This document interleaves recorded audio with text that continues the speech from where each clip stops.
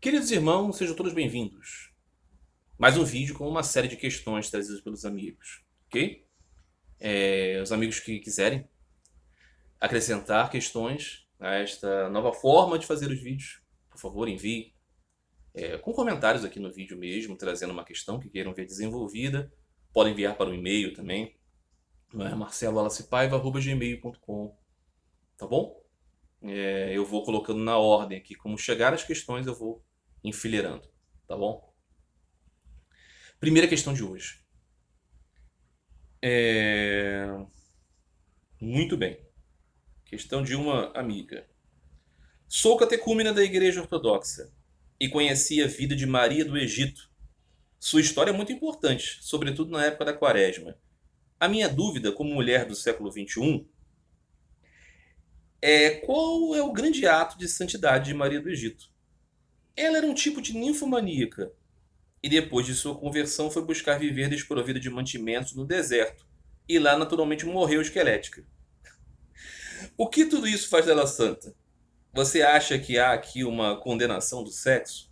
Sobretudo como fonte de puro prazer para mulheres? Ou eu estou aqui viajando um pouco no meu feminismo? Um pouquinho, talvez. Bom, enfim. Santa Maria do Egito é uma santa realmente muito venerada na Igreja Ortodoxa calcedonianas, não calcedonianas. É também santa para a Igreja Católica Romana, acho que menos conhecido, mas está ali no Santoral Católico, também da Igreja Anglicana, se não estou enganado. Enfim, uma santa antiga. A dificuldade de saber exatamente quando Santa Maria do Egito viveu. As contagens são assim do século IV, né, até o século V. Alguns falam, né, assim. Mas assim, é difícil determinar. Nós conhecemos a vida de Santa Maria do Egito através de uma geografia escrita por um santo, patriarca de Jerusalém, São Sofrônio, século VII. São Sofrônio muito conhecido, né? Foi aquele patriarca quando Jerusalém passou a ficar sob domínio muçulmano.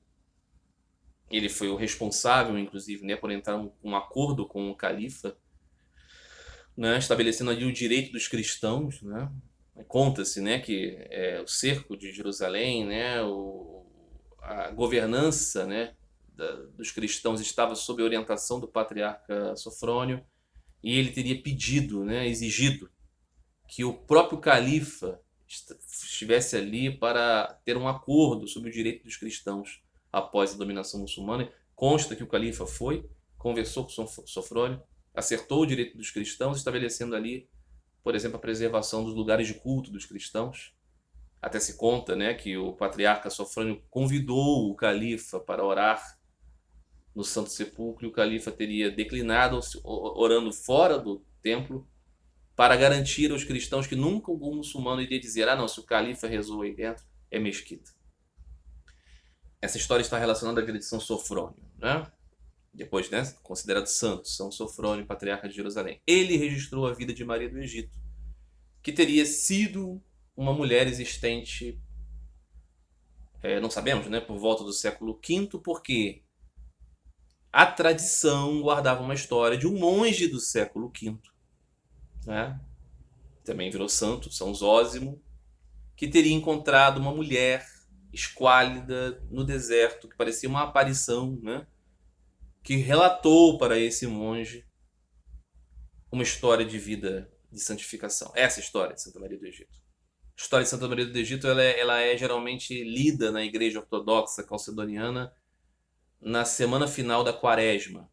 Há um ritual, né, um rito de orações chamado Cânone de Santo André de Creta, e aí é inserida a vida de Maria do Egito. Então essas coisas são contadas.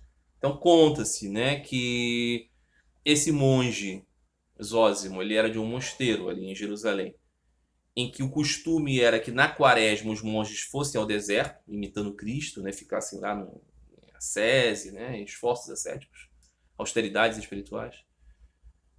E, ou seja, uma Quaresma, né, assim, testada mesmo, né, no sentido de imitar o esforço de Cristo que foi ao deserto antes de iniciar a sua vida pública. E lá esse monge teria encontrado no deserto uma mulher muito magrinha, né, que contou para ele uma história extraordinária. A história é a seguinte: Maria, essa mulher, Maria do Egito, ela era do Egito, né? De Alexandria, e ela era uma mulher assim muito voluptuosa, que tinha muita paixão pelo sexo.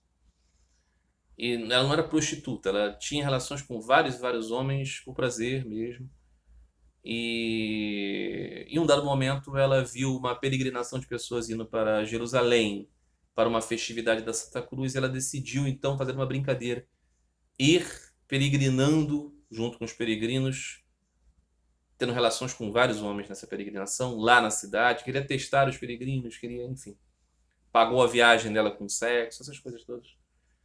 E quando chegou lá na cidade de Jerusalém, no meio desse né, desvario sexual, digamos assim, ela quis entrar no templo, numa igreja, né, para ver a Santa Cruz, enfim, tudo mais. E aí aconteceu que ela sentiu uma barreira que a impediu de entrar no templo e ela percebeu nisso, que aquilo era em virtude da sua vida muito, né, dissoluta, assim. E ela sentiu um grande arrependimento, uma grande tristeza, e ela teve então uma comunicação espiritual com a Virgem Maria, que disse que ela teria um caminho de perdão, de purificação. E ela então buscou a confissão, recebeu a comunhão e tudo mais, e depois foi até um mosteiro e foi orientada a seguir um caminho de purificação através da sese. Recebeu 3 pães e foi ao deserto. E aí acontece que depois de sabe-se lá quanto tempo, e aí as pessoas dizem, né, 40 anos, 40 dias, sei lá, semanas, meses, anos, não sei.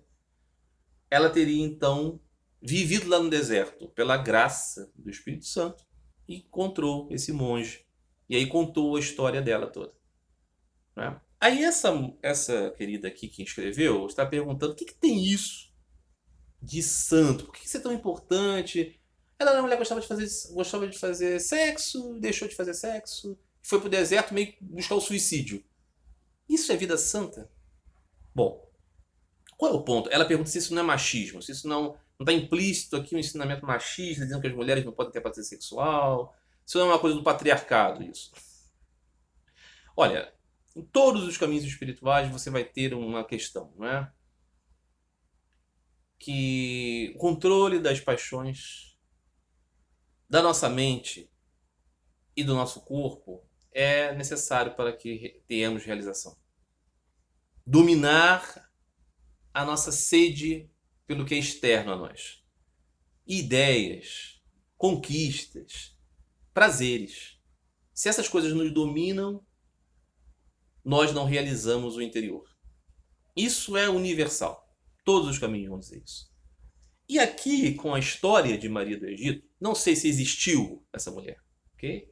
Muitas vezes você tem histórias, assim, as geografias comuns, né? Vida dos santos taumaturgos, vida das mães do deserto, vida dos pais do deserto, vida dos santos soldados, vida dos santos tipos iconográficos, tipos hagiográficos, né? Não é improvável que Maria do Egito represente mais um ideal do que tenha sido uma pessoa histórica, né? Até porque a história que conhecemos é lá do século VII, vem de uma tradição oral. Mas o ponto aqui é o que essa história diz é sobre uma escolha. Uma escolha que tem a ver com aquela bem-aventurança que diz: bem-aventurados os que choram porque serão consolados. E aqui, o que esse chorar significa? Significa um profundo anseio por algo que não é daqui. Não é do comer, não é do beber, não é do prazer, não é da pele, não é da carne, não é da mente. É algo de dentro. E essa pessoa busca isso muitas vezes lutando contra o desejo pelo que é externo. Essa austeridade espiritual de ir para o deserto não é assim uma coisa de mortificação porque ela fez muito sexo. Não é isso. Era porque talvez o desejo dela por alcançar algo que estivesse além desse mundo fosse tão grande que ela decidiu buscar este deserto, que pode ser um símbolo para a nossa busca do deserto interior também. Não é? Então aqui eu não acho que seja uma questão sobre mulheres e sobre sexo. Eu acho que o ensinamento aqui é sobre a força de vontade para vencer desafios grandes. Aqui o desafio grande dela era vencer essa volúpia pelo carnal. Não é? Não era que ela tinha relações sexuais, tinha prazer, não era isso. Era que ela era completamente tomada por esta compulsão pelo sexo. E aí eu acho que para qualquer pessoa controlar isso seria muito positivo. E ela realizou, então, isso através de um profundo anelo. Eu acho que esta é a mensagem aqui. Eu não vejo aqui, verdadeiramente, não é? Um ponto aqui de machismo ou de misoginia. Eu não acho que seja isso, não. Até porque aqui Maria do Egito é a grande heroína, ela é a grande, né? Ela realizou, pessoalmente. Sem ajuda de nenhum homem. Okay?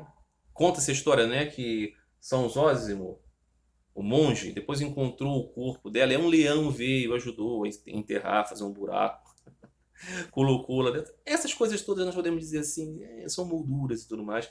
A mensagem aqui eu acho que é sobre que podem existir tesouros maiores nesse mundo do que comer, beber, ter orgasmos, não é? Ter admirações, ter reconhecimentos. Podem existir outros tesouros. Eu acho que é disso que se trata. Okay? Muito bem, né? Acho que esse é o ponto.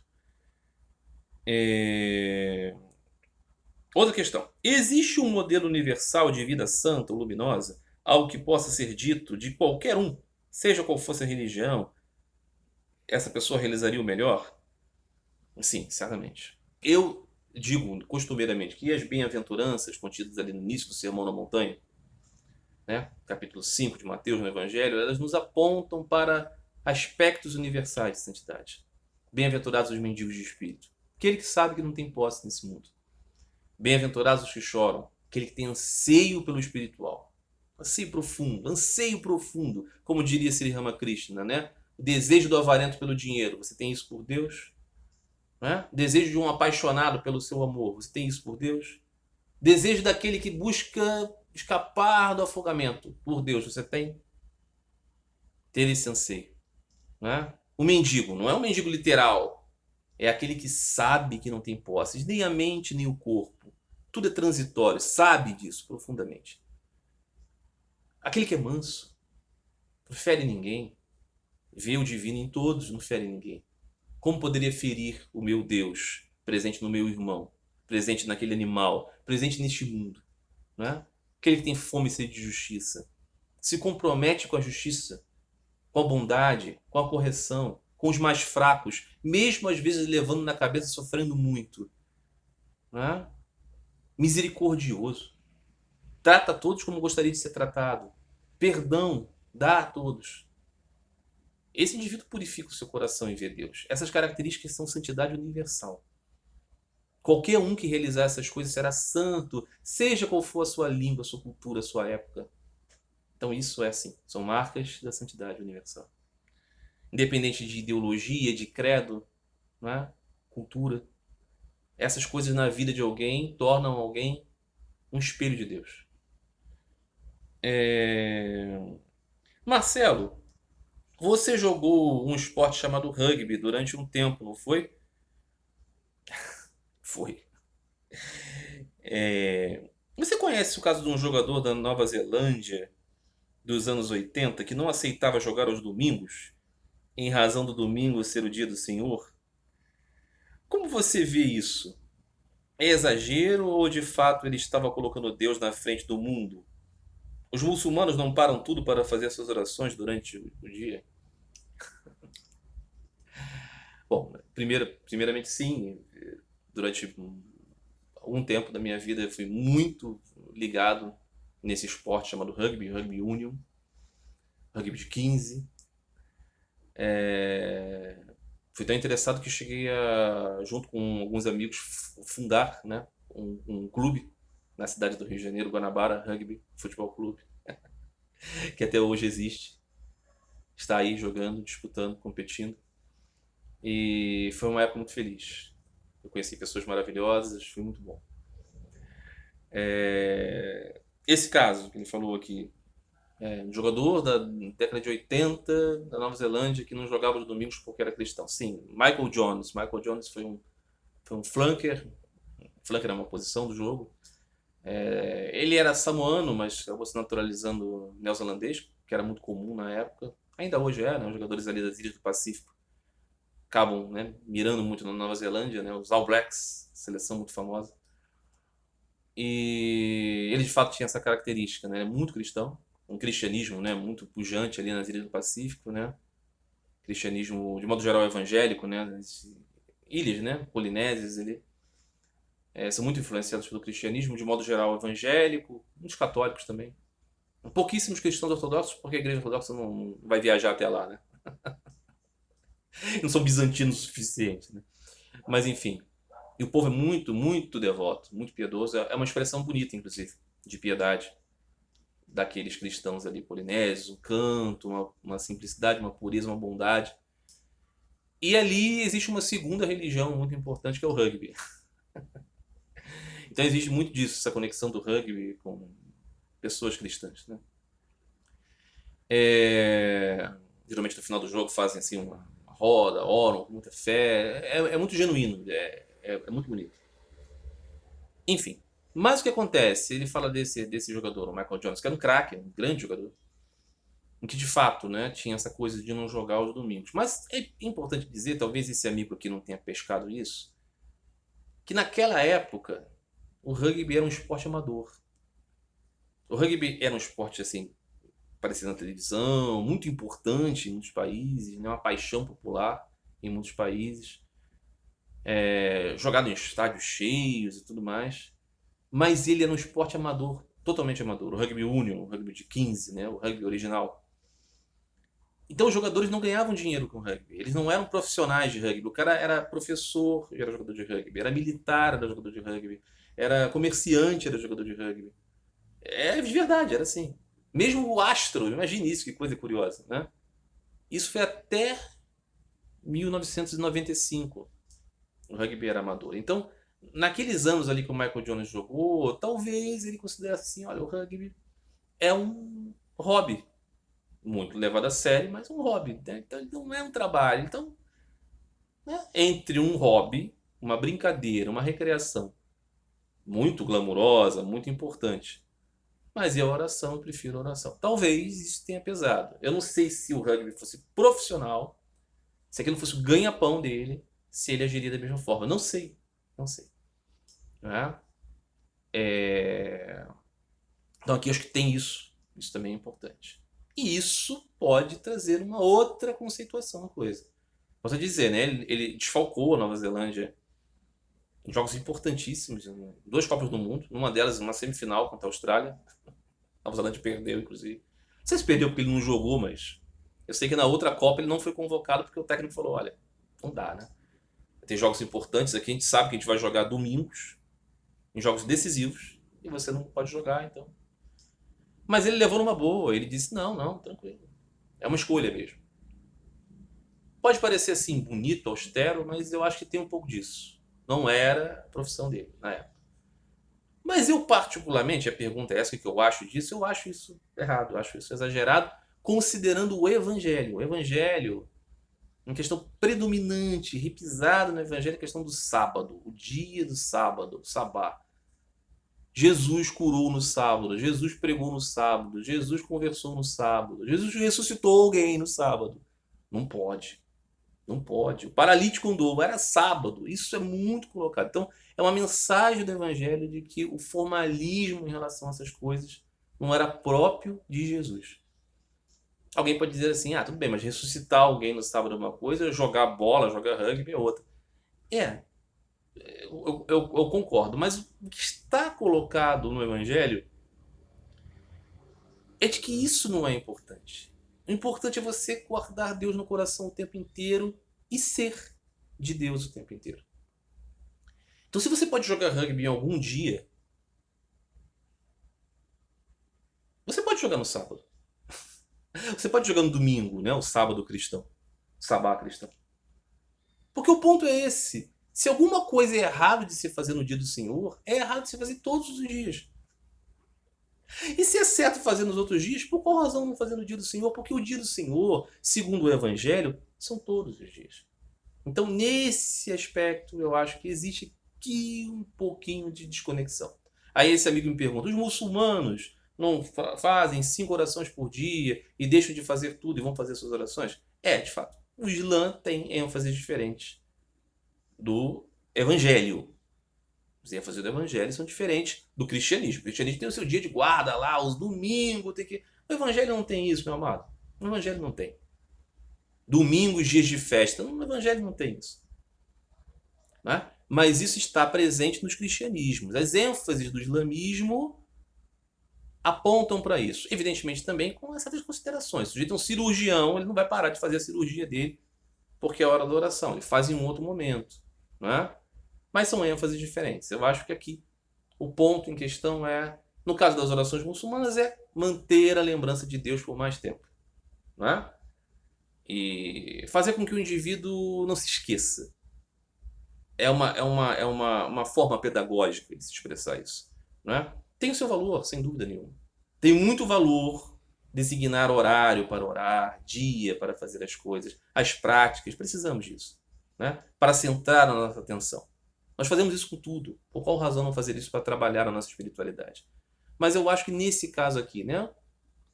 Estava ali, ele assim, deixou seus companheiros em falta. Né? Representava o seu país e tudo mais. Tudo bem, o rugby, o esporte, não é a coisa mais importante do mundo. Mas eu acho que também tem um pouquinho de orgulho, né? Eu sou cristão. E não... Enfim, eu não faria assim, mas enfim, ele era sincero na sua disposição. Okay? Outra questão. Sou devoto do santo russo Serafim Sarov e fiquei sinceramente triste ao saber que a tradicional narrativa sobre o seu encontro, o encontro de São Serafim, com o urso foi uma invenção criada por um sacerdote para impressionar o imperador. Minha devoção bichou, pois se não há o extraordinário da vida dos santos, o que faz deles santos? Como você vê isso? Existe santidade sem milagre? Pois bem. São Serafim Sarov. São Serafim Sarov foi um santo ortodoxo século XVIII, século XIX, que viveu numa época assim, de grande secura espiritual da Igreja Ortodoxa Russa. Estava naquele período assim do Santo Sínodo, era uma igreja muito submetida ali ao Estado Imperial, desconectada assim da piedade popular. O povo via a igreja assim com, sei lá, um apetrecho do Estado Imperial, um pouco parecido com hoje, né? Só que menos sórdida, né? Assim. Mas assim, muito pouco conectada, havia um distanciamento muito grande e São Serafim é uma espécie de luzeiro nisso, né? Um starets, um ancião, vivia lá na sua esquete, na sua ermida, na floresta, muitas práticas ascéticas, austeridade, vivia numa pedra, né? Ajoelhado, orando pela cura do mundo, pela perdão dos pecados das pessoas, devoto da Virgem Maria. E existe na sua história essa coisa de que ele estava na floresta e um urso apareceu na floresta e o urso é um animal muito perigoso, né? E capaz de matar um homem. E São Serafim, então, tinha os seus pãezinhos lá e ele dividiu o seu pão com o urso que estava com fome. Existem histórias assim de outros santos, São Sérgio de Radonese, essas histórias, né? Que assim, um santo é tão luminoso que volta assim o estado adâmico, os animais se submetem à pessoa santa. Isso existe em outras tradições, né? Você tem na tradição do Vaishnavismo, né? Da cultura hindu, culto a Vishnu. Você tem a vida, por exemplo, de Prahlad Maharaj, né? Que foi perseguido pelo seu pai, que era um ateísta, e ele foi colocado em várias situações e os animais os ajudaram, né? As serpentes não o picavam, coisas assim, em virtude da sua luminosidade, né? Como se os animais percebessem Deus ali. Você tem essas coisas.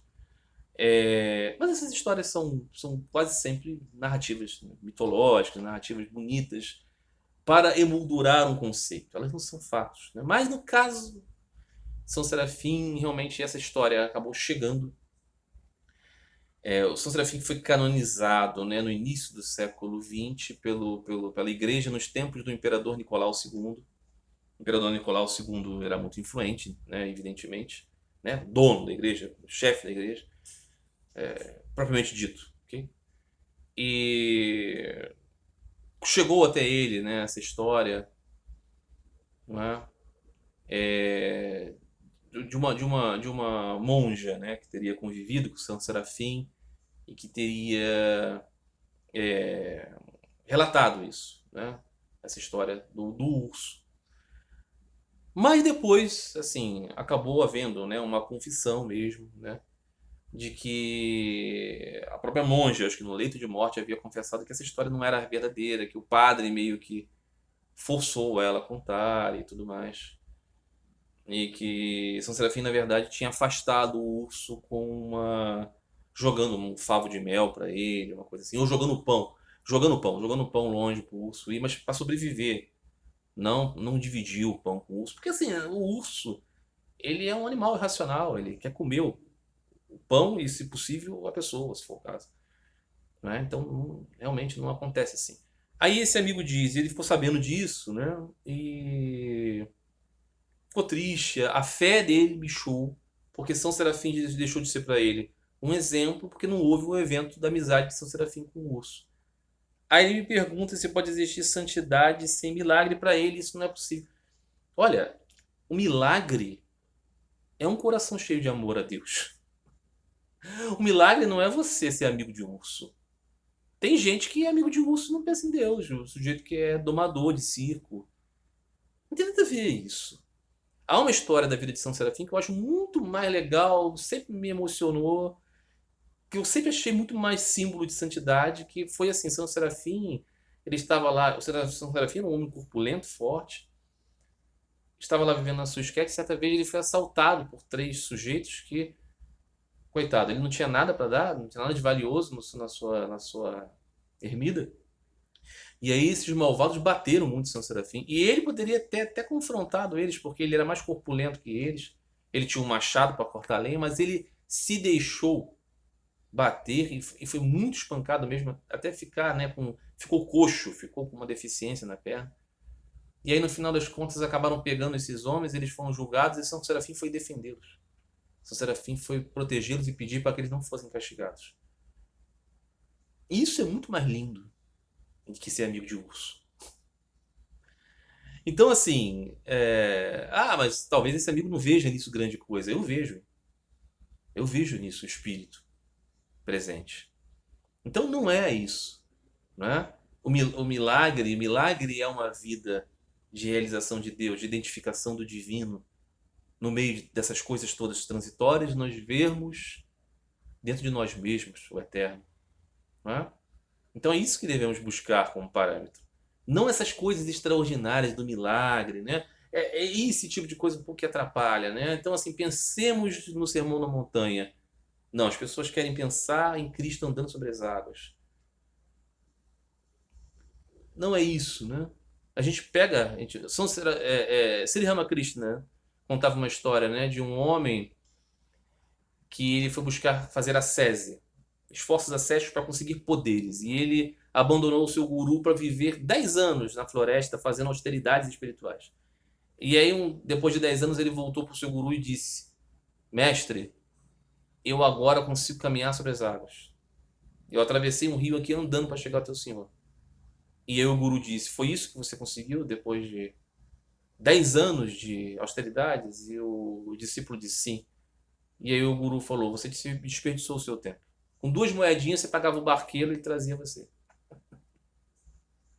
Então, assim, essas mixarias não é o que devemos buscar. Então, São Serafim, se você quer ter São Serafim como um exemplo, pensa nisso, alguém que orou pelos outros, alguém que pensou nos outros, alguém que abandonou buscas externas para pensar no interno.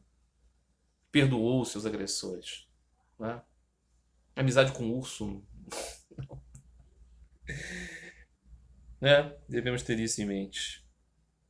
Bom, meus amigos, eu tenho outras questões aqui, mas eu acho que já está bom. Né? Chegamos aqui a quase 30 minutos de vídeo.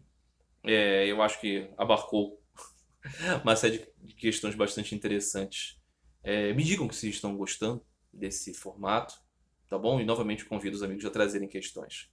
E eu espero que tenham gostado. Para mim foi muito prazeroso de fazer. Um grande abraço a todos no amor de Cristo.